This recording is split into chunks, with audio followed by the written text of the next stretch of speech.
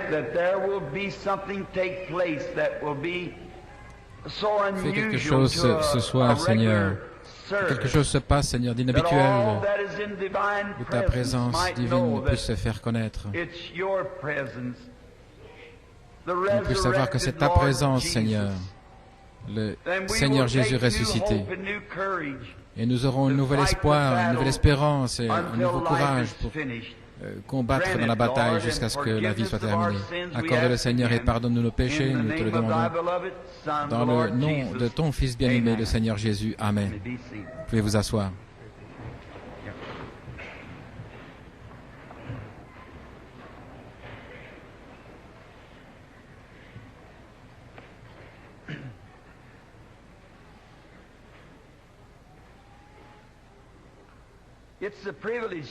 C'est un privilège d'être ici à nouveau ce soir pour vous prêcher à vous, chères personnes, dans le nom du Seigneur.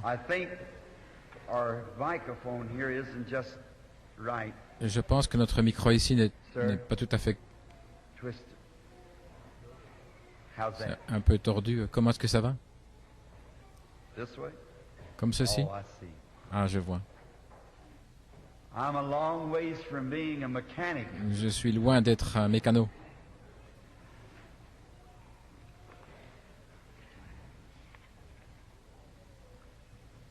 Vous savez, je suis heureux d'être ici,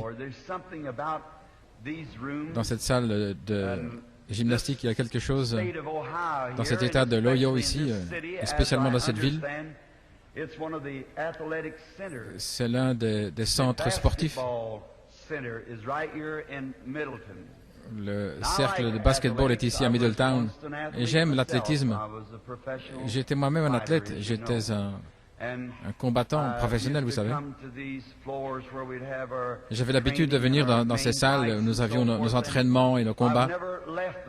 Et je n'ai jamais quitté le ring, mais c'est un autre ring. Je me bats contre l'ennemi, le diable, pour le chasser des âmes humaines ce soir. Et je demande votre aide, alors qu'ensemble, nous unissons nos cœurs et nos épaules pour presser le pas dans cette bataille. Car Dieu est avec nous. S'il est avec nous, qui sera contre nous? La grande étoile du matin est au-dessus de nous, la bannière de Christ, et nous devons conquérir. Ainsi, s'il y a des maladies ici ce soir, et des péchés, il y a des gens qui sont opprimés par le diable, et nous sommes les soldats de la croix. Pressons le pas dans la bataille alors que nous prions et que nous étudions sa parole. J'ai choisi comme écriture ce soir une écriture qu'on trouve dans Saint Matthieu, dans l'Évangile, au chapitre 17. Je désire lire une portion. Et après 6 jours, Jésus prend Pierre, Jacques et Jean, son frère, et il les amène sur une haute montagne à l'écart. Et là, il fut transfiguré devant eux, et son visage resplendissait comme le soleil, et ses vêtements étaient blancs comme la lumière. Et voici, il leur apparurent Moïse et Élie, parlant avec lui. Alors Pierre répondit et dit à Jésus, « Seigneur, il est bon que nous soyons ici. Si tu veux, faisons ici 3 tabernacles, un pour toi, un pour Moïse et un pour Élie. » Mais alors qu'il parlait encore, voici, une nuée blanche les recouvrit, et une voix venant de la nuée dit, « Voici mon Fils bien-aimé, en qui il me plaît de demeurer. Écoutez-le. » Et si je peux choisir un titre, ce serait ces mots, « Écoutez-le. » Vous pourriez dire, prédicateur, est-ce que ce n'est pas un petit titre pour un groupe de plusieurs centaines de personnes ici? Oui, c'est un petit titre, mais c'est un titre qui vient de la parole du Dieu éternel. Et ce n'est pas la longueur qui compte, mais c'est la valeur. Bien souvent, nous plaçons de la valeur sur la taille des choses, sur la quantité, mais ce n'est jamais la quantité, c'est la qualité que l'on doit apprécier. Il y a un certain temps, un de mes amis, il cherchait dans un grenier, dans un vieux bâtiment, et là où son père et sa mère venaient de déménager avec la famille, et il a trouvé un vieux coffre, et il cherchait là des reliques et des choses qui étaient dans ce coffre. Et puis il a vu un petit timbre, un timbre-poste. Et pendant qu'il regardait ce timbre-poste, il dit, il était plutôt jaune, il dit, c'est peut-être de la valeur. Il dit, tu pourrais peut-être avoir de la crème glacée avec cela. Il est allé voir un collectionneur de timbres, là dans la rue, et il est allé voir le collectionneur, il a dit, j'ai trouvé un timbre, et je me demande s'il a de la valeur.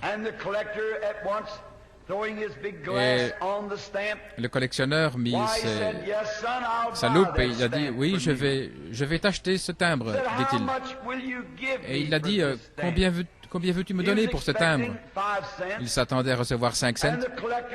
Et le collectionneur a dit, je vais te donner $1 pour ce timbre. Oh là là, ça voulait dire beaucoup de crème glacée. Alors il a dit, c'est vendu. Et le collectionneur, voyant qu'il y avait de la valeur dans ce timbre, plus tard, il a vendu ce timbre pour $50. Et un peu après ça, il a été revendu pour $500. Et aux dernières nouvelles, j'ai entendu qu'il avait été vendu pour $250 000. Vous voyez pas, donc c'est pas la grandeur, mais c'est ce qui était écrit sur le timbre qui faisait la différence. Et c'est ainsi avec la parole de Dieu. Ce n'est pas combien nous lisons, mais c'est la valeur de la parole. Parce que c'est l'expression du Dieu immortel. À travers les âges, beaucoup d'hommes ont lu les mêmes Écritures et cela n'a jamais manqué de servir son but. Si je vous écrivais une lettre, je crois que nous sommes assez amis et que vous l'apprécieriez. Si vous m'écrivez une lettre, je l'apprécierais. Mais si votre lettre était simplement adressée à moi, après l'avoir lue, elle n'aurait plus tant de valeur, ou elle n'aurait pas de valeur pour quelqu'un d'autre. C'était une lettre qui m'était adressée, ou ma lettre qui vous est adressée, et après être lue, eh bien on peut la jeter, à moins que vous vouliez la garder comme une relique. Mais ce n'est pas ainsi avec la parole de Dieu, parce qu'elle n'a pas été adressée à un certain individu. Elle a été adressée à toute la race déchue d'Adam, à chaque être mortel. Voilà pourquoi elle a tant de valeur. Simplement un seul mot. Vous pouvez vous y accrocher avec tout ce qui est en vous, en sachant que c'est la vérité. Jésus a dit, toutes les Écritures doivent s'accomplir. Il a dit, le ciel et la terre passeront, mais ma parole ne faillira jamais. Il y avait un vieil homme de couleur un jour qui disait, je préférais me tenir dans la parole de Dieu que dans le ciel. Et l'homme disait, comment peux-tu comprendre ça, mon oncle? Il a dit, parce que le ciel et la terre passeront, mais la parole de Dieu ne passera jamais. Et combien c'est vrai. Et je peux vous assurer ce soir, et ce sera enregistré sur bande, que n'importe quelle promesse divine que Dieu a faite, si vous avez la bonne attitude mentale vis-à-vis de cette promesse, Dieu la fera s'accomplir, peu importe ce que c'est. Parce que Dieu ne peut pas dire quelque chose un jour et puis dire quelque chose de contraire un autre jour, parce qu'il est infini. Bien, vous et moi, nous devenons de plus en plus intelligents, c'est ainsi, et la race humaine. Mais Dieu ne peut pas devenir plus intelligent parce qu'il est infini dès le commencement. Et chaque fois qu'il prend une décision, chaque fois qu'il y a une même crise, il doit prendre la même décision, sinon il a eu tort quand il a pris la première décision. Il ne peut pas faire marche arrière en disant « je me suis trompé » parce qu'il est Dieu. Et s'il peut faire une erreur, alors il sera mortel comme vous et moi. Alors, quelle sorte d'espérance cela nous donne-t-il? Mais quand nous lisons cette parole bénie, nous savons que c'est la vérité. Et là, nous nous tenons sur la parole de Dieu. Cette écriture que j'ai lue ce soir, c'est plutôt un titre inhabituel. Et je veux l'utiliser d'une manière inhabituelle par rapport à l'approche habituelle. Mais Dieu est inhabituel. Sa parole est inhabituelle. Et parfois il fait des choses qui sont inhabituelles. Parce qu'il est le grand Dieu Tout-Puissant. Et nous remarquons ici que c'était une telle expérience pour l'apôtre Pierre, que plus tard, lorsqu'il a fait référence à cette expérience, il l'a appelée la Sainte Montagne. Mais je ne crois pas qu'il voulait dire que la montagne était sainte. Ce n'était pas la Sainte Montagne, mais c'était le Dieu saint sur la montagne. Ce n'est pas une église sainte, c'est le Saint-Esprit dans l'Église qui fait ce qu'elle est. Et ce n'est pas un homme saint, c'est le Saint-Esprit. Et nous voyons maintenant que notre Seigneur ne faisait jamais rien comme ça par hasard. Chaque mouvement qu'il faisait était ordonné par le Père. Et nous avançons simplement comme ça, au hasard. Mais il a dit, je fais toujours ce qui plaît au Père. Ainsi, chaque mouvement qu'il faisait avait une signification. Et c'était de plaire à Dieu. Oh, je voudrais dire ici, est-ce que ça ne serait pas merveilleux si nous pouvions avoir un témoignage comme cela, que nous faisons toujours ce qui plaît à Dieu. Ainsi, nous le voyons ici, monter sur cette montagne, comme nous l'appelons le mont de la Transfiguration. J'aime toujours le voir, dans le sens où ça a été écrit, et tous les frères prédicateurs s'approchent de cette manière, comme un type de la deuxième venue du Seigneur. Et c'est vrai. Mais il n'y a pas une écriture dans la Bible entière qui ne s'ajuste pas et se connecte avec l'écriture suivante. Chaque morceau, chaque pièce, c'est un grand tableau, depuis le Jardin d'Éden jusqu'au Calvaire et de nouveau de retour au Jardin. C'est juste un grand et magnifique tableau. Et je ne veux pas être sacrilège en faisant cette déclaration, si c'est une erreur, que Dieu me pardonne. Mais c'est comme un puzzle que vous devez assembler. Vous devez avoir le Saint-Esprit pour assembler la chose. Tout comme sur un puzzle. Vous avez l'image d'un côté, puis vous regardez l'image, et ensuite vous placez les morceaux comme vous le voyez sur l'image. Et l'écriture n'est pas selon une interprétation particulière. Elle a été écrite par le Saint-Esprit, Et le Saint-Esprit est le seul qui puisse le révéler.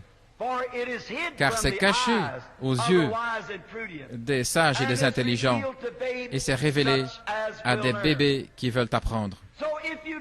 Donc, si vous ne faites pas attention, si vous n'utilisez pas la pensée du Saint-Esprit pour rassembler la chose, vous allez avoir la scène complètement mélangée, par exemple, comme avoir une vache en train de brouter au sommet d'un arbre. Et c'est ainsi que certains... l'aspect de certains, mais si nous pouvons penser aller au ciel en donnant la main à un prédicateur ou être baptisé d'une certaine manière, ou un petit credo que nous répétons, eh bien c'est ridicule. Jésus a dit, à moins qu'un homme ne naisse d'eau et d'esprit, il ne peut en aucune manière entrer dans le royaume. Ainsi, l'image a l'air ridicule, mais la seule manière dont nous puissions la trouver, c'est en recevant le Saint-Esprit tout d'abord en nous, et ensuite, il nous enseigne la vérité et la vie. Il ne sera jamais en désaccord avec la parole. Il est toujours centré sur la parole. Ainsi, si l'Esprit en vous dit que les jours des miracles sont passés, ce n'est pas le Saint-Esprit.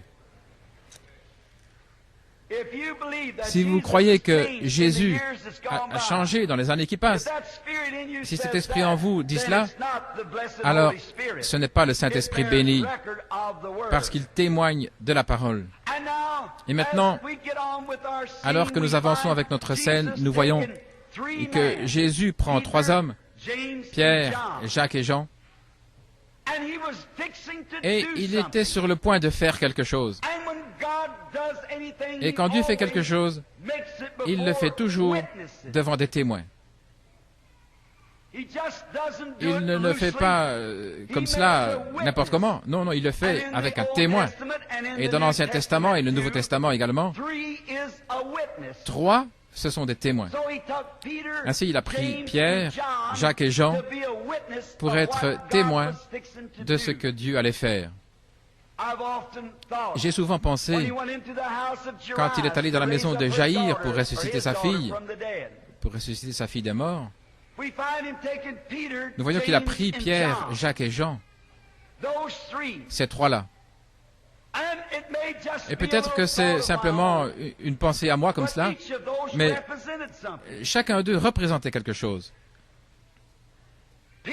Pierre représentait la foi, et Jacques représentait l'espérance, et Jean représentait la charité. L'espérance, la foi et la charité.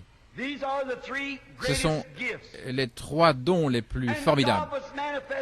Et Dieu a manifesté ses œuvres à travers ces trois grands dons. Et vous remarquez, là, sur la montagne, il y en a trois qui sont venus du ciel pour témoigner, afin que, à la fois le ciel et la terre sachent ce que Dieu était en train de faire. Sur la montagne, il y avait Moïse, Élie et Jésus. Trois êtres célestes pour observer ceci. Bien sûr, ça ne voulait pas dire, en représentant la deuxième venue, comme nous le voyons. Tout d'abord, ils ont relevé les yeux, ils ont vu Moïse et Élie, qui doivent revenir dans les derniers jours avant la venue du Seigneur, et l'enlèvement du reste de l'Église, les Juifs, les 3 ans et demi qui restent après la prophétie de Daniel pour Israël, après que l'Église soit enlevée. Mais ils ont regardé, ils ont vu Jésus seul ensuite. Mais ça signifiait quelque chose d'autre. Et c'est là où nous voulons centrer nos pensées maintenant. Dieu n'a jamais demandé à un homme de faire quelque chose à moins qu'il ne le fasse lui-même. Et dans l'Ancien Testament, nous voyons qu'ils avaient une manière, lorsqu'un fils était né dans une famille, il était réellement un héritier dès qu'il était né. Mais tout d'abord, il devait être éprouvé ou élevé ou être sous une tutelle. Galates 4, Paul en parle. Et c'était le placement d'un fils. Nous voyons cela dans Éphésiens 1:5. Là où nous avons été prédestinés à l'adoption de fils par Jésus-Christ. Dieu, avec sa préscience, l'a prédestiné, ses enfants, par l'adoption pour Jésus-Christ, ou par Jésus-Christ.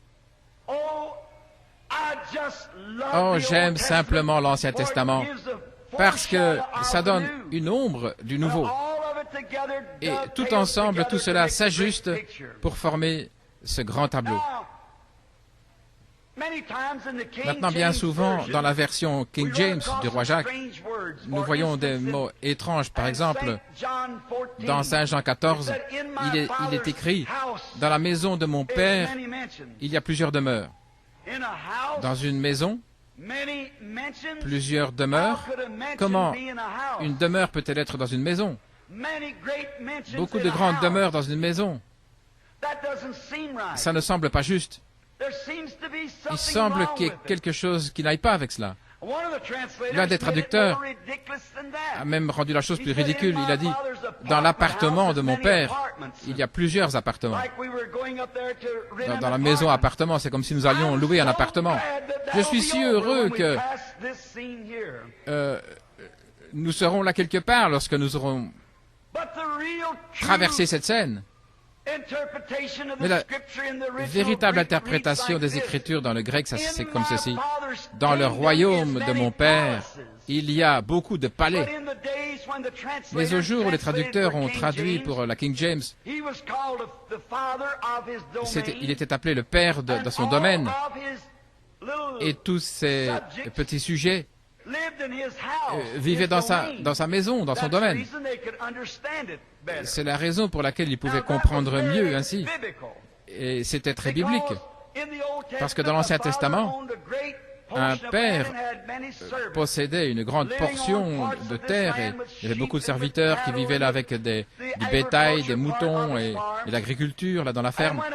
Et lorsqu'un fils était né, maintenant souvenez-vous, voilà là où vous les pentecôtistes, vous manquez la chose. Excusez-moi de dire ça. Mais juste afin que vous compreniez, dès que vous êtes né de nouveau et que vous avez reçu le Saint-Esprit, vous pensiez que ça réglait la question.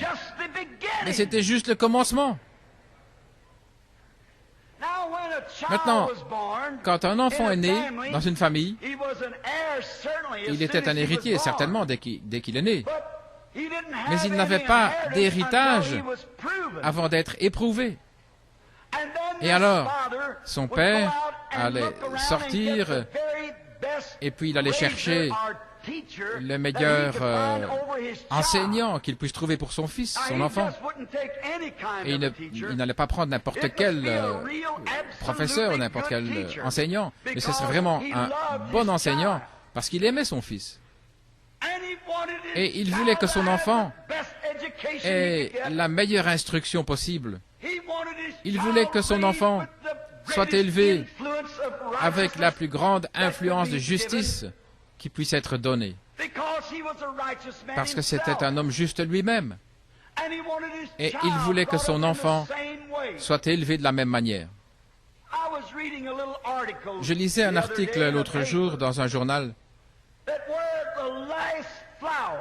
Lorsque la dernière fleur de la véritable démocratie est morte, c'est fané là dans un tribunal d'Ohio l'autre jour, lorsqu'une famille ménonite a été ordonnée à 2 ans de prison pour ne pas avoir laissé leurs enfants aller dans une école moderne. Est-ce que ce n'est plus ici maintenant un endroit de liberté de religion, la démocratie? Nous n'en avons plus. C'est exact. Oh, quelle disgrâce! Et alors ce juge injuste a essayé de se justifier en disant au Père, donnez à César ce qui est à César. Et le Père a répondu, et à Dieu. Il n'y a jamais eu de délinquance juvénile parmi les Ménonites. Il n'y avait pas des choses de rock'n'roll là, parmi les adolescents chez les Ménonites. Et s'ils peuvent produire une moisson comme ça avec notre instruction moderne, oh que Dieu avec eux, c'est ma prière. Je préférais que mon garçon ne connaisse même pas son ABC. Je préférais qu'il connaisse Christ et soit né de nouveau. sans connaître la différence entre des haricots et du café.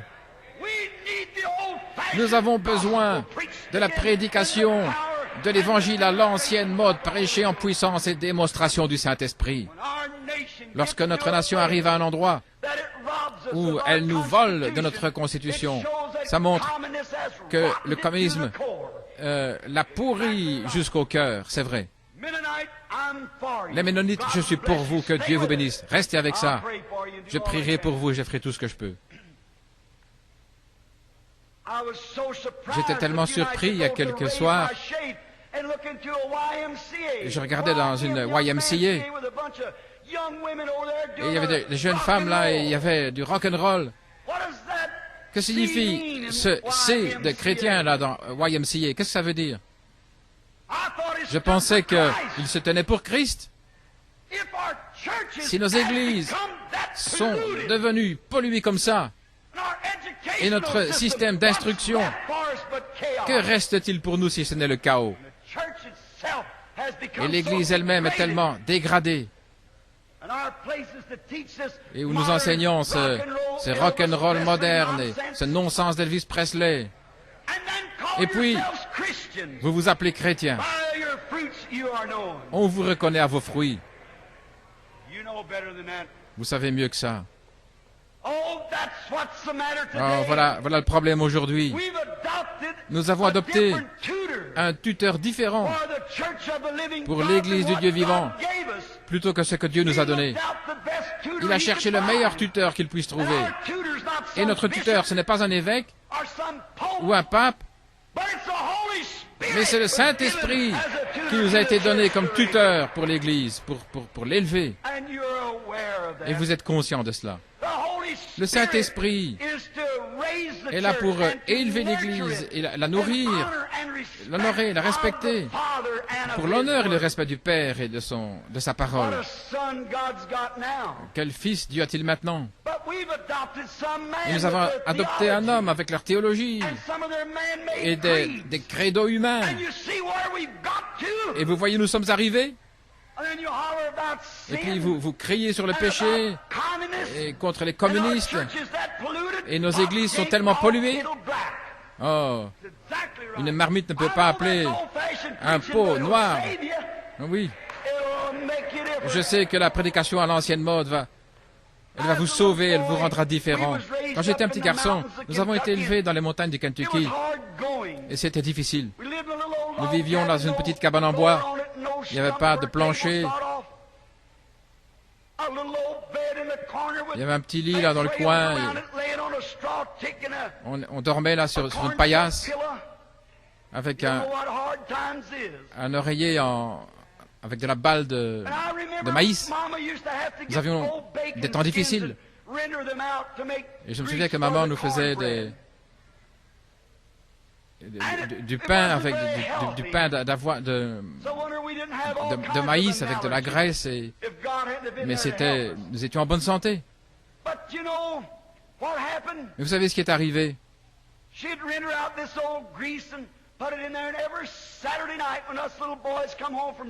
Lorsque nous rentrons à l'école, les garçons, nous avions cette huile de castor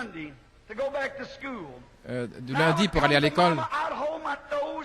Et maman venait, je me pinçais le nez et je disais, « Oh, maman, je ne peux pas supporter ça. Ça me rend malade, même simplement de sentir cette odeur. » Et elle disait, « Si ça ne te rend pas malade, ça ne te fera pas de bien. » C'est ainsi avec la prédication d'Évangile. Si ça ne vous rend pas vraiment bien malade, alors, pour remuer votre gastronomie spirituelle, pour penser à ces choses, être en ordre avec Dieu et vous écarter de toute ce non-sens moderne qu'on appelle la religion. Il n'est pas étonnant que le Saint-Esprit soit attristé. Ce tuteur devait apporter le message correct. Il ne pouvait pas être quelqu'un avec une plume dans son chapeau. Le Père ne voulait pas ça. Il devait avoir la bonne sorte, rapporter la bonne sorte de message au Père pour montrer comment l'enfant progressait. Qu'est-ce que ce tuteur penserait en venant devant le Père en disant, « Eh bien, ton fils, il ne fait pas de bons progrès, ça va pas. C'est juste un bon à rien. un renégat. Il n'est concerné par rien du tout. Comment le Père alors inclinerait la tête dans la honte? Comment le Saint-Esprit doit se sentir? Lui qui a été envoyé pour être notre tuteur, celui qui doit nous instruire, notre enseignant, et apporter le message à l'Église des fils de Dieu devant le Père. Eh bien, il dit, ils ont une forme de piété, mais ils en renient la puissance. Oh, combien cela doit faire mal au Saint-Esprit de devoir dire cela. Mais souvenez-vous, il ne cherche pas une paille ou une plume au chapeau. Non, il dit à Dieu la vérité à ce sujet. C'est lui qui nous élève, qui nous instruit. Et maintenant pour vous les gens de la sainteté, les pentecôtistes, les méthodistes libres, les nazaréens et pèlerins de la sainteté. Je me souviens un jour où c'était faux pour vous, les femmes, de vous couper les cheveux.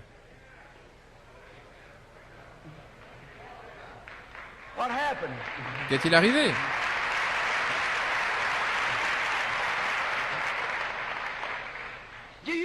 Est-ce que vous savez que la Bible donne à l'homme le droit de divorcer de sa femme lorsqu'elle se fait couper les cheveux?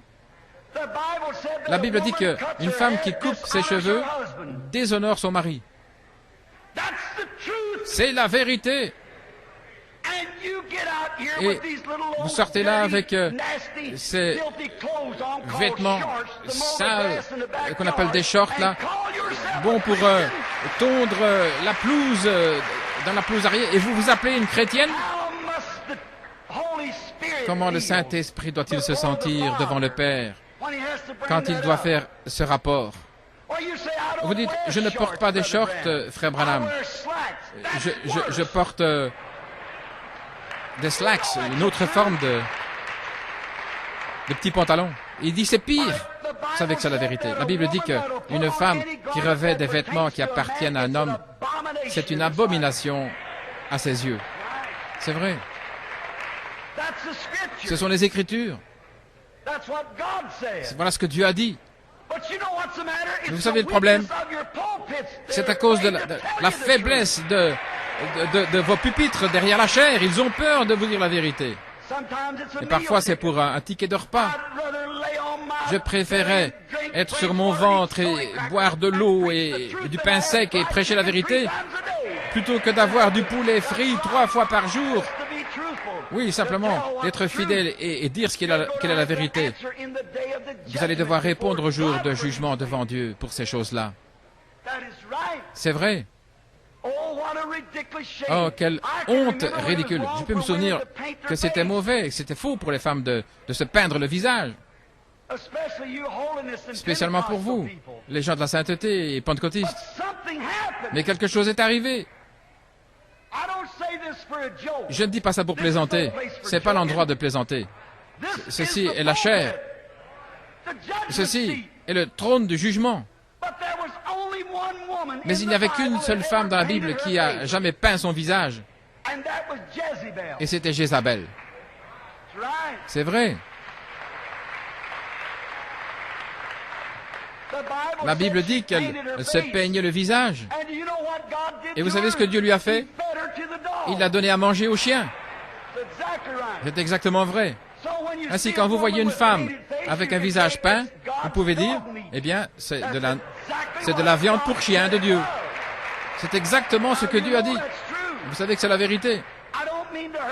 Je ne veux pas blesser vos sentiments, mais je devrais me tenir avec vous devant le jugement un de ces jours pour rendre un rapport par rapport à cette parole. Vous dites, je ne suis pas de la viande pour chien. Mais qu'est-ce que vous mettez là alors pour entendre des sifflets après vous? Pensez que c'est siffler. Siffler comme un loup, oui. C'est un loup, d'accord. Vous dites, je ne porte pas ça. Ces sales vêtements sexy. Des femmes là, dans la rue, avec des robes comme si on les avait moulées dedans. Vous dites, frère Branham, vous savez quoi? Ils ne vendent plus rien d'autre. Mes sœurs, ce n'est pas une excuse. Ils continuent de vendre des machines à coudre. C'est vrai. Certainement, c'est la vérité. Et je vais vous dire quelque chose ici. J'ai bientôt terminé. Savez-vous quoi? Au jour du jugement, vous pouvez être aussi pur qu'un lys envers votre mari, mais vous allez devoir répondre devant Dieu pour avoir commis adultère. La Bible dit, Jésus a dit, « Quiconque regarde une femme pour la convoiter a déjà commis adultère avec elle dans son cœur. » Quand ce pécheur vous regarde et qu'il vous convoite, même s'il ne vous a jamais touché, eh bien il devra répondre pour adultère, et vous êtes coupable de l'avoir commis avec lui. C'est ce que dit la Bible. Maintenant, vous pouvez prendre ce que vous voulez, mais voilà ce que Dieu a dit. Voilà ce que Christ a dit. C'est la vérité. Oh Dieu, sois miséricordieux. Qu'est-ce que le grand Saint-Esprit doit penser quand il vient devant le Père? Vous dites, pourquoi est-ce que vous en avez toujours contre nous, les femmes? Très bien, les hommes, vous voici. N'importe quel homme qui laisse sa femme fumer des cigarettes et qui porte ses vêtements, eh bien, il montre de quoi il est fait. Il n'a pas vraiment de quoi être un homme. C'est vrai. Il ne l'aime pas. Sinon, il prendrait une planche pour lui donner une fessée, lui donner des cloques. C'est vrai. Et qu'est-ce que le Saint-Esprit doit penser? Vous qui restez à la maison le mercredi soir pour regarder des shows vulgaires, nous aimons ceci ou des choses comme ça, plutôt que de venir à une réunion de prière, ça montre de quoi vous êtes fait. Et voilà l'Église. Et le mardi, le mercredi, etc., ou le matin, 9 ou 10 heures, vous écoutez des personnes immorales comme Arthur Godfrey et tous ces plaisantins, plutôt que d'être dans le lieu secret dans une chambre pour prier et lire votre Bible. Vous savez cela. Et dans votre maison,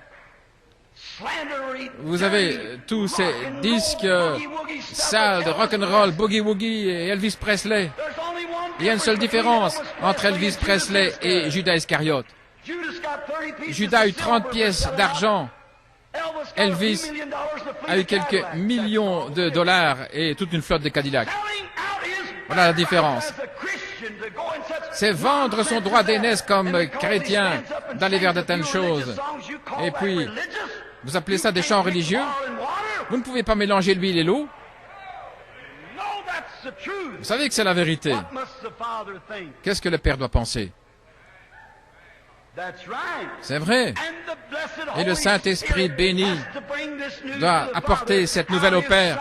Comment ses fils et ses filles se comportent. Combien il doit incliner la tête. Il y a un endroit dans les Écritures où il dit que le prophète a rougi à cause des péchés des gens lorsqu'ils étaient devant Dieu. Comment le Saint-Esprit doit-il se sentir quand il se tient devant Dieu? C'est pas étonnant que nous ne pouvons pas avoir de réveil.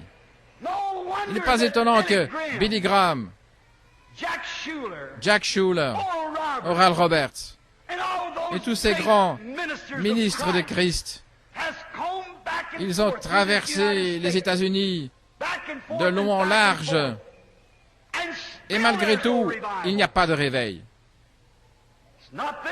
Ce n'est pas leur faute, ce n'est pas la faute de Dieu, c'est la faute des églises, parce qu'ils ne se mettent pas en ligne avec la Bible. C'est exactement vrai. Et alors nous sommes prêts pour le jugement. Maintenant, souvenez-vous, peu importe combien c'était un enfant, si cet enfant était désobéissant, c'était un renégat, et alors il n'avait pas d'héritage. Et vous parlez des dons qui sont envoyés dans l'Église. Mais où Dieu peut-il placer ses dons? Vous pensez que Dieu va mettre son huile sainte dans un vase impur? Certainement pas. Et voilà le problème avec l'Église ce soir. C'est la raison pour laquelle il y a tant des soi-disant croyants, des sensations, des ismes. J'essaie d'adopter des sensations plutôt que la chose réelle. Pourquoi prendre un substitut lorsque les cieux pentecôtistes sont remplis de la chose réelle? C'est la vérité.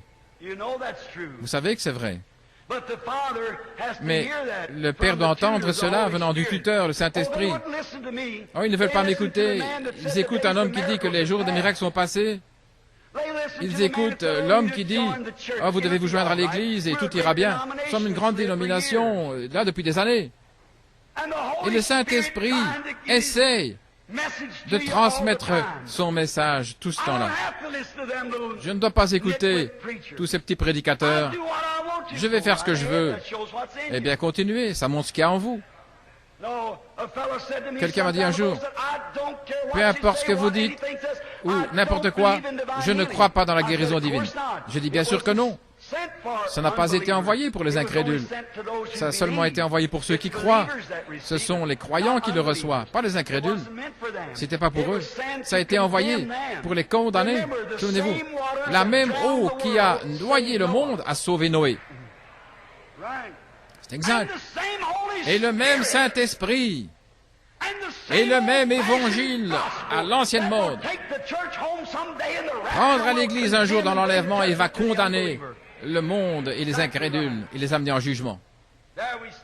C'est là que nous nous tenons. Dieu dans sa miséricorde.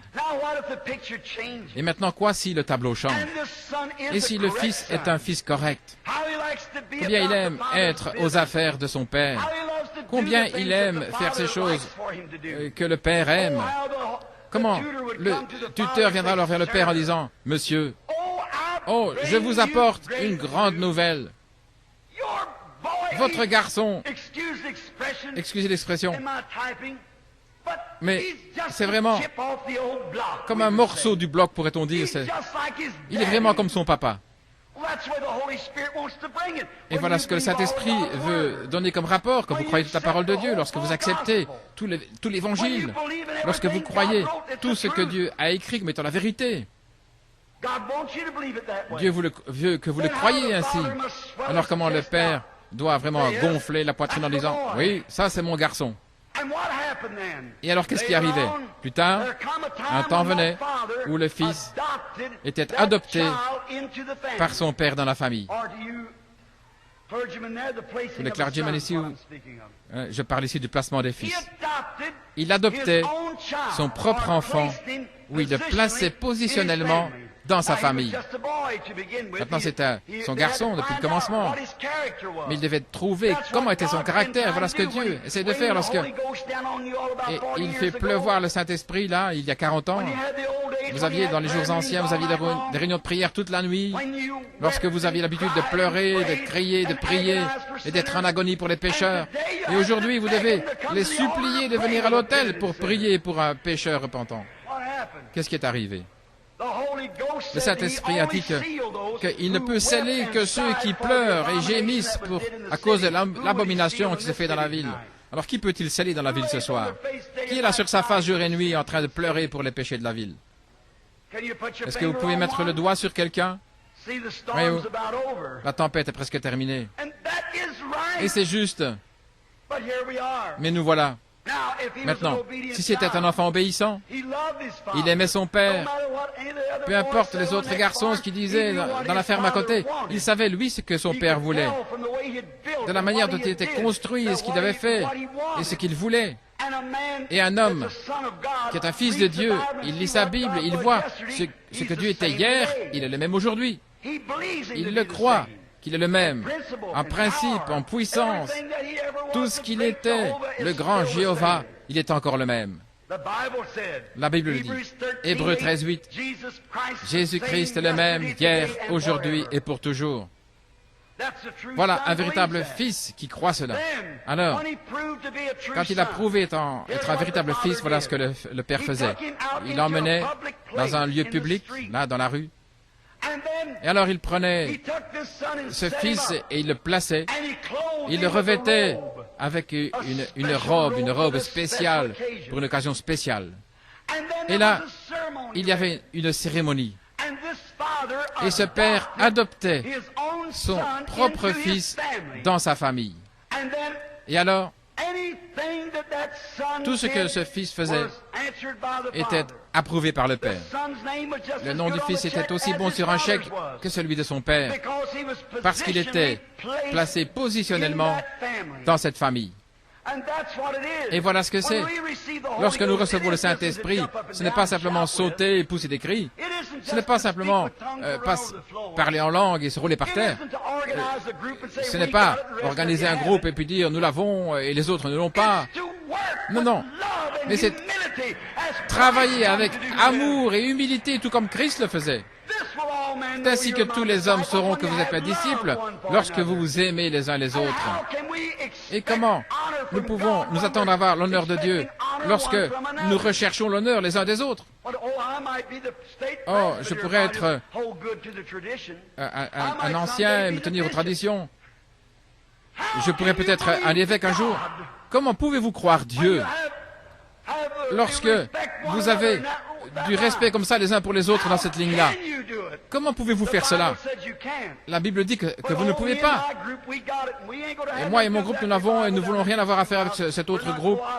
Nous ne voulons pas coopérer, ainsi nous n'irons pas. Ça montre ce que vous êtes. Là où est la carcasse, les aigles se rassembleront. Je vais prêcher sur les aigles dans quelques jours, Dieu voulant. Là où est la carcasse, les aigles vont se rassembler. C'est la nourriture des aigles. Les aigles aiment la nourriture d'aigles. Les brebis aiment la nourriture de brebis. Et tous ceux qui se nourrissent de charognes, les charognards, ils aiment la nourriture de charognes. Busards mangent de la nourriture de busards. Et si vous aimez les choses du monde, cela montre que l'amour de Dieu n'est même pas en vous. Et le plus grand hypocrite dans le monde, eh bien, ce sont les corbeaux. Une colombe et un corbeau assis là, sur la même branche, peut-être dans l'arche. Maintenant, la colombe ne peut manger qu'une seule sorte de nourriture parce que la colombe n'a pas de bile. Elle ne peut pas digérer les choses pourries. Il y a un véritable saint de Dieu, né de Dieu. Il n'a rien à voir avec les choses du monde parce qu'il n'a pas de bile, il n'a plus de bile. Il ne fait pas des histoires en faisant des discussions et des débats sur quoi que ce soit.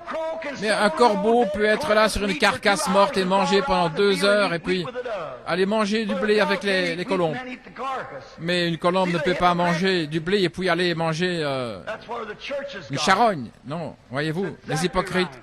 Voyez. Qu'est-ce que le Père doit penser? Maintenant, remarquez. Lorsque venait le temps de l'adoption, le Fils recevait tous ses droits. Et voilà où Dieu veut que ses enfants arrivent. À un endroit, il peut vous amener un par un, là devant le public, et vous donner quelque chose. C'est quelque chose,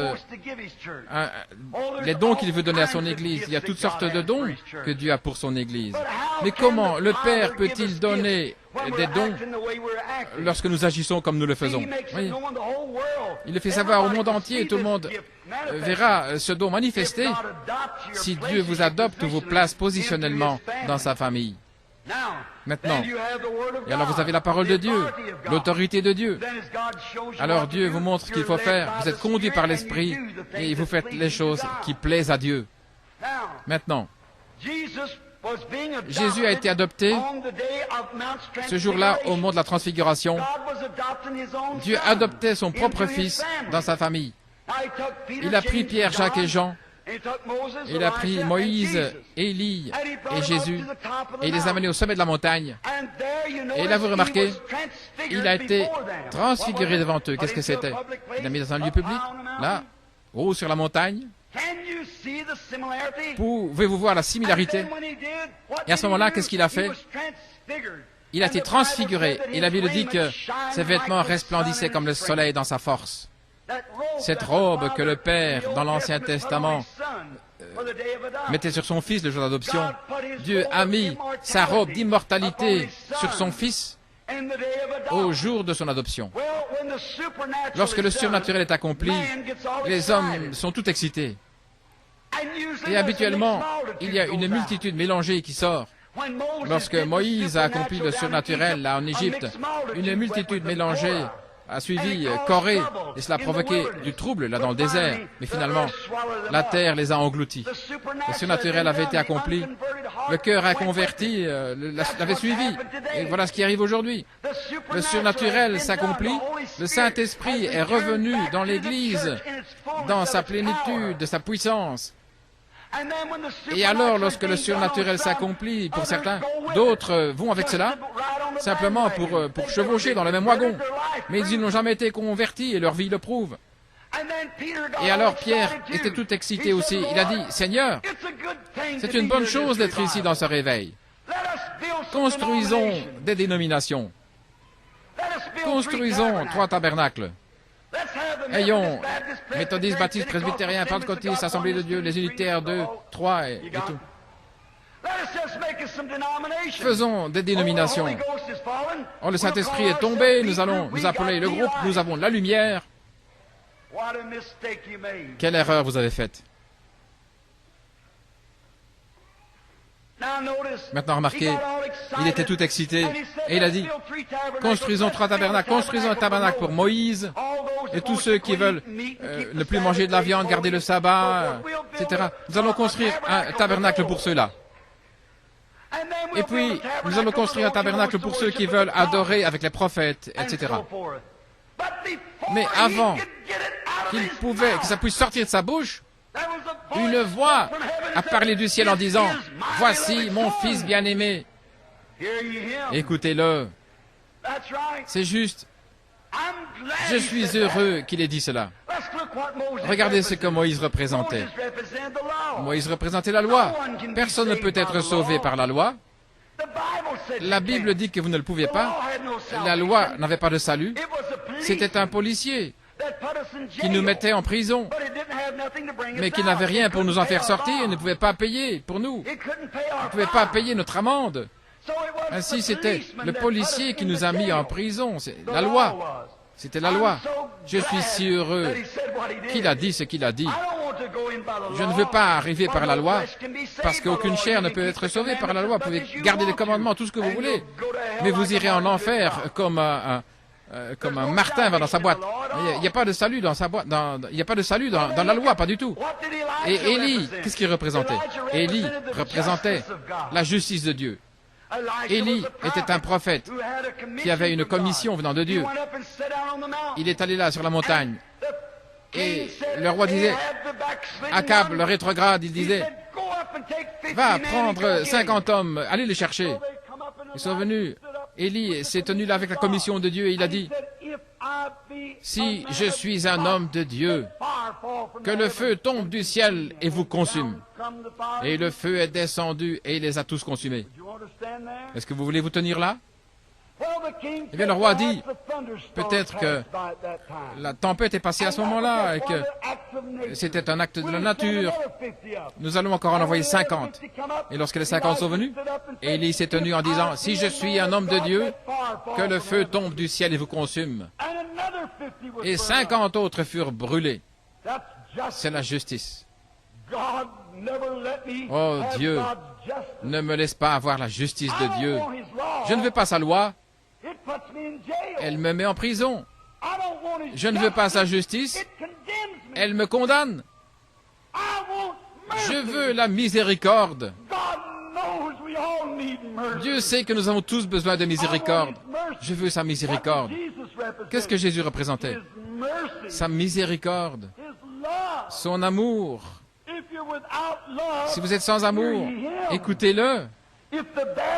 Si le tonneau est vide à la maison, écoutez-le. Si la cruche est vide, écoutez-le. Si vous avez le cœur brisé, écoutez-le. Si vous avez besoin de joie dans votre âme, écoutez-le. Si vous avez besoin de pardon de vos péchés, écoutez-le. Si vous avez besoin de guérison pour votre corps, écoutez-le. Il représente tout ce que Dieu était. La plénitude de la divinité corporellement demeurait en lui. Écoutez-le. La justice, la miséricorde se sont rencontrés et ont payé la dette. Dieu a dit, voici mon fils bien-aimé, écoutez-le. Méthodiste, votre chose, c'est très bien. Votre église, c'est très bien, mais écoutez-le. Pentecôtiste, votre église, c'est très bien, mais écoutez-le. Vous poussez des cris, c'est merveilleux. Mais écoutez-le. Il parle en langue, c'est merveilleux. Mais écoutez-le. Votre dénomination, merveilleux. Mais écoutez-le. Vous pouvez avoir toutes ces choses et malgré tout avoir une oreille sourde pour lui. Écoutez-le. Écoutez-le. Ce que le monde cherche aujourd'hui, c'est quelque chose d'authentique. Nous avons dansé, nous avons poussé des cris et nous disons des mensonges à nos voisins. Nous avons parlé en langue comme des petits pois sur la peau d'une vache. Et puis nous faisons des histoires avec notre voisin, des choses injustes. Nous nous sommes moqués. Vous vous êtes joints à l'église. Vous vous êtes moqué de quelqu'un qui criait dans l'esprit. Vous avez parlé dans la malice, la haine. Toutes ces choses sont dans l'église. Et vous savez de quoi le monde a faim? Le monde veut voir quelque chose d'authentique. Voilà le problème avec ces soi-disant conversions. Ce ne sont pas de vraies conversions. C'est intellectuel. Il y a une connaissance intellectuelle de Christ. Mais une expérience, la nouvelle naissance, vous donne le véritable Christ. L'Amérique, ce sont des gens qu'on doit amuser. Il y a trop de télévision. Ils veulent de l'amusement. Ils ne veulent pas l'évangile à l'ancienne mode. Ils veulent. Nous voulons faire ce que nous voulons. Voilà ce qu'ils disent. Allez-y. Mais mes brebis entendent ma voix. Vous savez que c'est vrai. Combien Dieu veut bénir l'Église. Combien souvent il aurait voulu vous rassembler comme une poule rassemble ses poussins, mais vous ne l'avez pas voulu. Vous écoutez des hommes conducteurs plutôt que le Saint-Esprit, le conducteur. Vous écoutez des hommes enseignants plutôt que l'enseignant de Dieu, le Saint-Esprit, qui vous fait bien comporter, qui vous fait, vous les femmes, bien que vous comportez, être le sel de la terre. Le sel, ça provoque une soif. Et les hommes ont soif d'être comme vous si vous vivez une vie chrétienne. Vous ne pouvez pas le faire par vous-même, vous devez avoir Christ en vous pour le faire. Le monde veut quelque chose d'authentique, c'est la raison pour laquelle vous voyez des gens qui proclament être quelque chose et qui agissent comme le reste du monde. Voilà ce qui a fait que le communisme est venu en Russie, à cause de l'Église catholique. C'est vrai, proclamant être quelque chose. Et puis ils agissaient comme le monde, ou comme une loge, pas seulement les catholiques, mais les protestants, c'est la même chose. Et c'est arrivé ici, même avec les pentecôtistes, qui agissent, qui sont revêtus, qui blasphèment, qui se moquent, qui parlent, qui disent n'importe quoi. C'est rude, mais ça vous fera du bien. C'est la vérité. Et voilà la raison pour laquelle le monde ne peut pas voir quelque chose d'authentique. Lorsque les gens arrivent à un endroit, ils oublieront toutes leurs différences et l'amour de Dieu sera répandu dans nos cœurs par le véritable enseignant, par le Saint-Esprit. Alors vous allez devenir salés et le monde voudra être comme vous. Vous créerez une création autour de vous. Vous verrez des gens avec lesquels vous ne pouviez pas être. Et c'était de bonnes personnes. Ils créent quelque chose en eux. Vous voyez des gens que vous aimez, avec qui vous aimez être, parce qu'ils créent l'atmosphère autour d'eux. Votre esprit, votre âme, vous ne pouvez pas le cacher, vous ne pouvez pas être soi-disant croyant. Voilà le problème aujourd'hui. Il y a trop de soi-disant croyances dans la chrétienté. Il y a trois sortes de gens. Des incrédules, des soi-disant croyants et des véritables croyants. Et c'est ainsi qu'est l'Église aujourd'hui. Vous n'avez pas besoin d'être un soi-disant croyant ou un incrédule. Vous pouvez être un véritable croyant. Et voilà ce que le monde veut voir. Voilà ce que Dieu veut voir. Voilà ce qu'il a dit. Vous êtes une ville sur une colline, là, une chandelle qu'on ne peut pas éteindre. Vous êtes le sel de la terre. Vous êtes la lumière du monde. Et puis ensuite, agir comme le monde, vivre comme le monde. Prendre position pour le monde, en allant dans le monde, en faisant des choses mondaines. Comment pouvez-vous vous attendre à ce que Dieu vous place dans l'adoption, là, l'Église? Ils veulent voir la chose réelle. Quelque chose est arrivé il n'y a pas longtemps. Vous savez tous, je suis un chasseur. J'étais un gardien de chasse pendant des années. J'ai chassé autour du monde, en Afrique, en Inde, partout dans les montagnes. Ma mère est à moitié indienne. Ma conversion n'a jamais enlevé cela de moi. J'aime les bois et c'est là où j'ai trouvé Dieu dans la nature. Dans les bois, je vois les petites fleurs. Vous ne pouvez pas le cacher. Vous pouvez ensevelir cette petite semence-là, elle va pourrir, et puis la pulpe. Mais au printemps, cette petite semence va revenir à la vie. Vous ne pouvez pas cacher la véritable vie. Vous ne pouvez pas la cacher. Une véritable vie se montre. Vous ne pouvez pas la tuer. Elle vivra à nouveau, aussi sûr que n'importe quoi. Le gel peut mordre la petite fleur, peut courber la tête. Une procession funéraire, la pluie va tomber. Et le bulbe va pourrir. Les pétales sont partis, la semence partie, elle a éclaté, la pulpe s'est écoulée quelque part. Il y a un petit germe de vie que la science ne peut pas trouver. Et lorsque le soleil va briller avec la chaleur, elle vivra à nouveau. Dieu a fait un chemin pour que la fleur vive à nouveau. Combien plus pour l'homme va-t-il vivre à nouveau, celui qui est né de nouveau à son image? Mais vous devez avoir la vie avant de pouvoir vivre à nouveau. Vous pouvez vivre correctement maintenant, vous ne devrez pas mourir. Vous devez mourir à vous-même. Alors vous ne devrez plus rien imiter. Vous aurez la chose réelle. J'ai regardé les animaux sauvages. J'ai fait face à des lions pour prendre leurs photos. Je n'ai pas peur d'eux. Je les aime. Ils le savent. Maintenant, n'essayez pas de bluffer parce qu'ils connaissent la différence. Ils en savent mieux que certaines personnes. Un jour, je chassais dans les bois avec un de mes amis. Et c'était l'un des meilleurs chasseurs que je connaisse. Vous ne devez pas vous inquiéter. Il n'allait pas se perdre. Vous ne deviez pas l'attacher quoi que ce soit. C'était un véritable chasseur. Il savait tirer. Mais c'était l'homme le plus méchant que j'ai jamais vu. Il aimait chasser des petits fauns simplement pour me faire de la peine. Je n'essaye pas.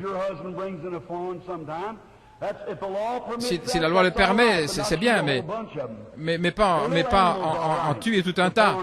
C'est aussi longtemps que la loi le permet. Ce n'est pas faux de tuer un petit animal.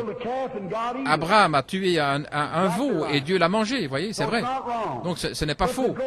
Mais aller simplement là pour les tuer, un massacre, ça c'est faux. Et Bert, il aimait simplement les tuer comme ça pour être méchant. Et je disais, Bert, comment est-ce que tu peux être un si bon chasseur et être si méchant? Et il dit, oh, vous les prédicateurs, vous avez un cœur comme un poulet. Il dit, non, j'ai pas un cœur de poulet. Qui dit, mais je respecte la nature de Dieu. Et j'ai dit, peut-être que je suis un chasseur, mais je ne suis pas un tueur. Il disait, oh, reviens à toi, Billy, allons à la chasse. Et il aimait simplement tuer tous ces petits fauns. Un jour, je suis allé à la chasse avec lui. Et il avait inventé un sifflet. Et c'était comme le cri d'un petit faon qui pleurait après sa maman. Et je disais, Bert, tu ne vas pas utiliser ça. Oh, allons, Billy. Quand est-ce que tu vas revenir à toi? Tu serais un bon chasseur si tu ne vas pas un cœur aussi tendre comme un poulet. Et nous étions à la chasse, il y avait de la neige, environ 6 pouces de neige. Nous étions là dans les montagnes de l'État de Washington. Et ils étaient vers midi. Nous n'avions même pas encore vu une trace là dans la neige. Et nous étions là, une petite clairière. Il était vers midi.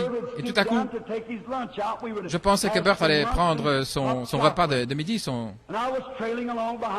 Et j'étais derrière lui. Nous allions nous séparer et puis prendre 2 chemins différents, deux pistes différentes. Et puis à un moment donné, il s'est baissé et j'ai vu qu'il est allé dans sa poche et il est sorti avec ce sifflet-là. Et c'était comme un cri d'un petit faon. Et à ce moment-là, juste dans la clairière, voilà qu'une biche, une maman biche s'est levée. Maintenant, c'était une maman, une biche. Et je voyais ses grands yeux bruns. Et même je voyais les veines dans son visage, dans sa face, elle était tellement proche. Et c'est inhabituel pour qu'une biche à ce moment-là. Elle s'est levée, elle regardait autour d'elle. Qu'est-ce qui se passait? Elle avait peur, mais il y avait son bébé, là, il y avait un bébé qui était dans les problèmes. C'était une mère. Elle s'est levée, elle regardait. Et je voyais Bert qui regardait. Et je voyais son visage, il disait, j'ai dit, Bert, tu vas pas faire ça. Et il a sifflé à nouveau avec ce sifflet.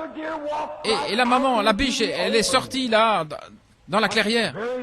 C'est tout à fait inhabituel pour qu'elle puisse sortir là d'une façon ouverte dans la saison de la chasse. Elle était là. Elle n'était pas une hypocrite. C'était pas quelque chose de fabriqué. Elle avait quelque chose de réel. C'était une maman. Et il y avait un bébé qui était dans les problèmes. Peu importe le danger, elle ne pensait pas au danger. Il y avait un bébé là qui était dans les problèmes. Et il y avait quelque chose à l'intérieur d'elle. Elle était une maman par naissance. Elle avait entendu le bébé crier. Elle est sortie là, dans la clairière. Et je voyais Bert qui a mis une cartouche là dans son canon. Et je pensais, oh là là. Et je l'ai vu ajuster son tir, la lunette du fusil pointée sur son cœur, le cœur de la biche. Je pensais, oh, c'était un coup mortel. Je pensais, dans un instant, il va lui transpercer le cœur. Et je pensais, comment est-ce que tu peux faire ça, Bert? Comment est-ce que tu peux avoir un cœur si cruel?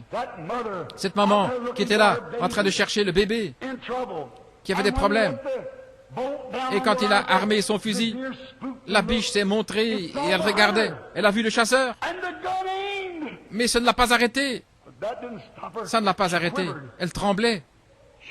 Elle savait que quelque chose allait arriver.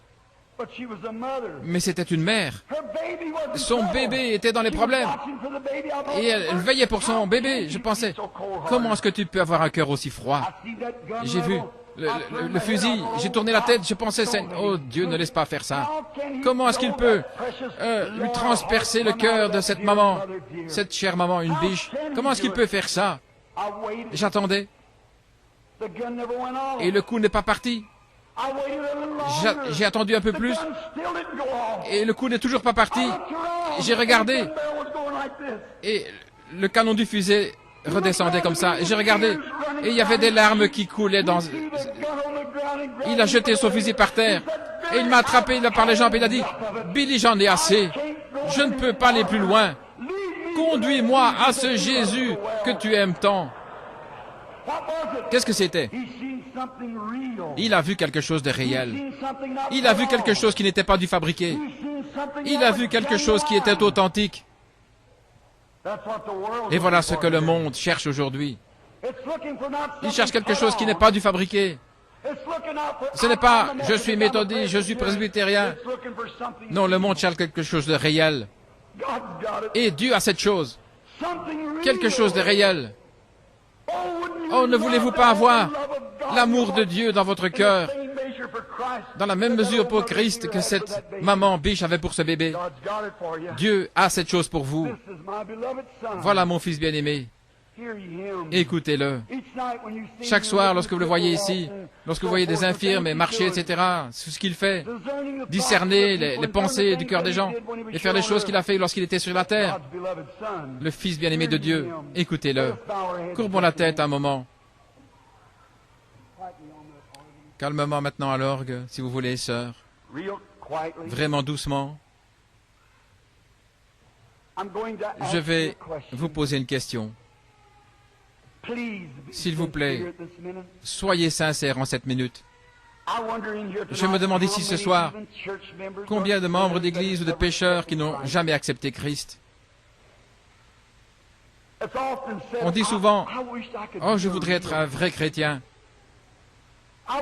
Je souhaiterais avoir quelque chose en moi. » Vous avez essayé, vous vous êtes joint à différentes églises, vous avez été baptisé peut-être de différentes manières, mais vous avez vos hauts et vos bas. Il semble que vous ne pouvez pas rester sur la montagne. Vous entrez, vous sortez, vous rétrogradez, vous revenez. Il y a quelque chose que simplement vous n'avez pas. Est-ce que vous aimeriez avoir le véritable amour de Dieu? Autant d'amour pour Christ que cette maman biche avait pour son bébé, qui pouvait faire face à la mort, peu importe la persécution ou ce que les gens pensent. Vous allez rester ferme dans la foi et donner un témoignage pour la gloire de Dieu. Mon ami, créature de Dieu, citoyen, si vous êtes dans cet état ce soir, s'il vous plaît, vous ne voulez pas lever la main, si vous voulez demander à Dieu, Dieu, donne-moi cet amour dans mon cœur pour Christ, comme cette biche avait pour ce bébé, afin que je puisse manifester Christ devant les gens, les faire venir à Jésus, tout comme cette maman biche a montré son amour pour son bébé. Fais de moi quelque chose de réel. Je ne veux pas imiter, je veux quelque chose de réel. Dieu, donne-le-moi. Voulez-vous lever la main? Que Dieu vous bénisse. Oh, partout dans le bâtiment. On ne pourrait pas compter les mains. Bien que je sois un membre d'église, frère Branham, mais honnêtement, j'ai honte. Les péchés et ces choses que vous avez prêchées ce soir, je suis coupable.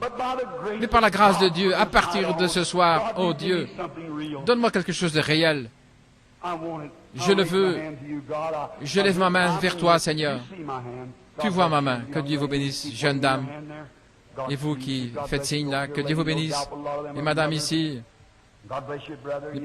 certainement, il y a beaucoup de mamans ici. Que Dieu vous bénisse, frère.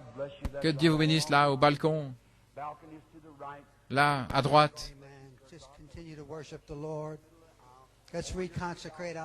Reconsacrons nos vies alors que nous nous préparons à prendre maintenant le souper du Seigneur. Nous savons que chaque personne ici a un désir noble dans le cœur, c'est d'être comme Jésus. Vous aimez le Seigneur, vous voulez le servir, vous voulez être une meilleure personne, un meilleur chrétien. Vous voulez vivre une vie qui soit un tel témoignage pour conduire d'autres à Christ. Comme j'ai dit un jour, adorer le Seigneur, ça ne suffit pas.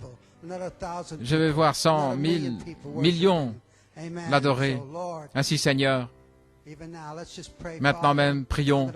Père, courbons la tête dans un mot de prière. Bien-aimé Père Céleste, tu vois ton peuple, tu vois leurs mains et tu vois leur cœur. Seigneur, je sais qu'ils ont un désir noble, ils veulent te servir, ils veulent être de véritables chrétiens, être plus comme Jésus, Père, pour marcher sur cette terre comme toi tu as marché sur cette terre. Comme Frère Branham a raconté cette histoire, Seigneur, l'amour de cette maman, cette biche, combien plus les chrétiens, nous devrions avoir l'amour, Seigneur, que le monde verra l'amour de Dieu pour les attirer, que nous soyons salés et qu'ils deviennent assoiffés.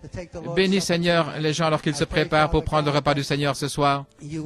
Je te prie, Seigneur, de leur donner une expérience au calvaire, qu'ils voient le prix que tu as payé et le sacrifice que tu as fait, Seigneur, afin qu'ils soient aussi comme toi.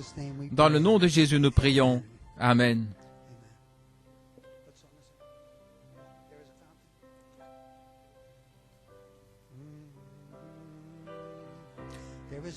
Il y a une fontaine.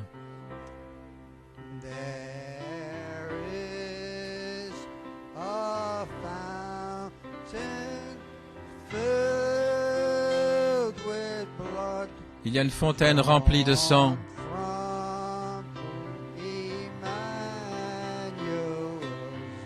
Tirée des veines d'Emmanuel.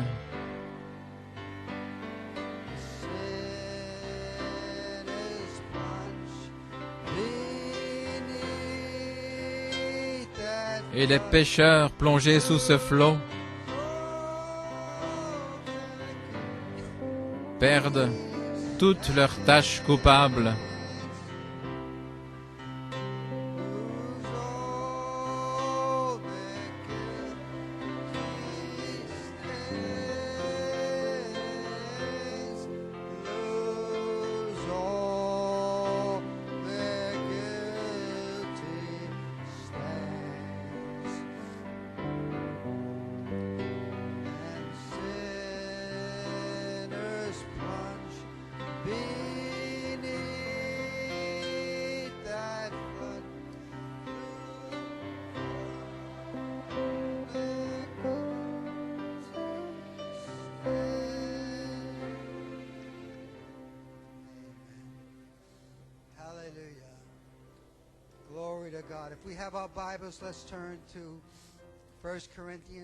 Prenons 1 Corinthiens, chapitre 11, à partir du verset 23. 23 à 34.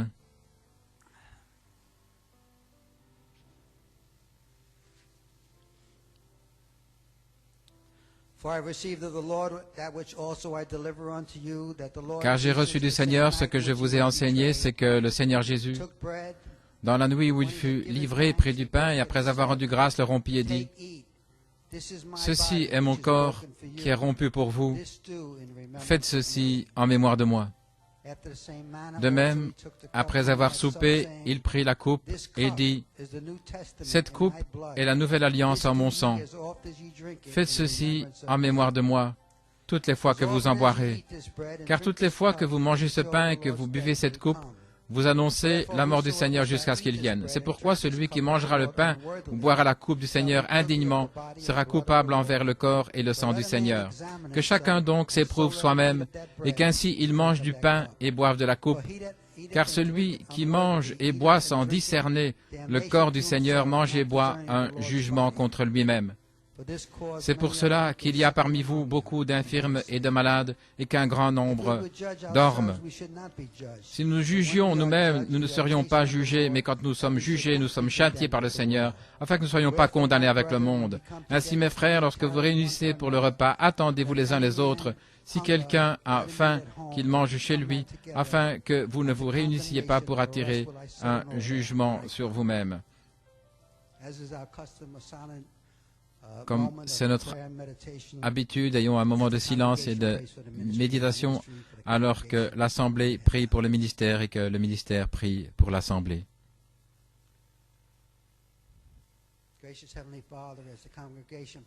Bien-aimé Père Céleste, alors que l'Assemblée prie pour le prédicateur et le prédicateur pour l'Assemblée, alors que nous prêchons, nous préparons, nous le faisons par la foi, Seigneur. Il n'y a personne qui soit digne parmi nous, Seigneur, mais par la foi. Nous t'aimons et nous voulons avoir communion avec nous et nous prions, Père, que chaque personne ait une expérience avec le calvaire ce soir, en souvenir de toi, Seigneur, en mémoire, Seigneur, que tu as pris notre place, le sacrifice de ton précieux sang. Merci, Seigneur, dans le nom de Jésus. Amen. Et nous lisons aussi dans Matthieu 26. Matthieu 26, versets 26 et 27.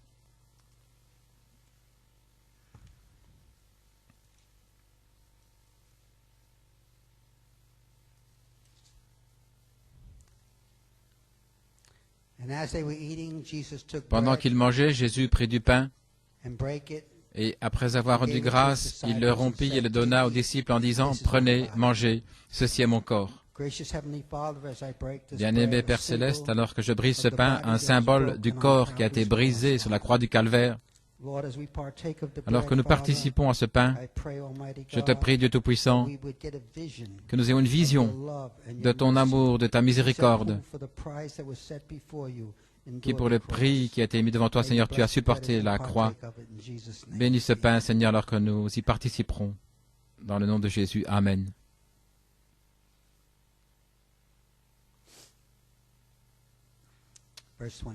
Et le verset 27, il prit ensuite la coupe et après avoir rendu grâce, il la leur donna en disant, « Buvez-en tous. Père bien-aimé, alors que j'ai ma main, Seigneur, sur ce vin, symbole du précieux sang de Jésus, qui a été versé au calvaire, pas le sang d'un animal, mais le sang de Jéhovah, qui peut revenir, Seigneur, en les croyant le jour de la Pentecôte, Seigneur.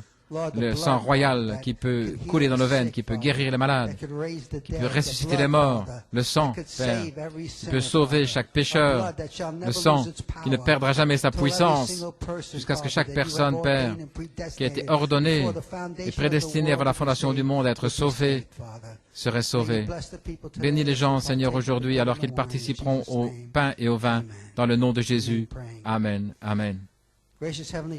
Bien-aimé Père Céleste, alors que nous préparons à prendre le pain et le vin, et ensuite le lavage des pieds, bénis les gens, Père, et protège-les sur la route du retour, que le Saint-Esprit vienne sur eux, Père, alors qu'ils participeront au pain et au vin, et que le Saint-Esprit leur donne une révélation spéciale de ton amour précieux pour eux. Dans le nom de Jésus, nous prions. Amen et Amen. Vous pouvez vous asseoir.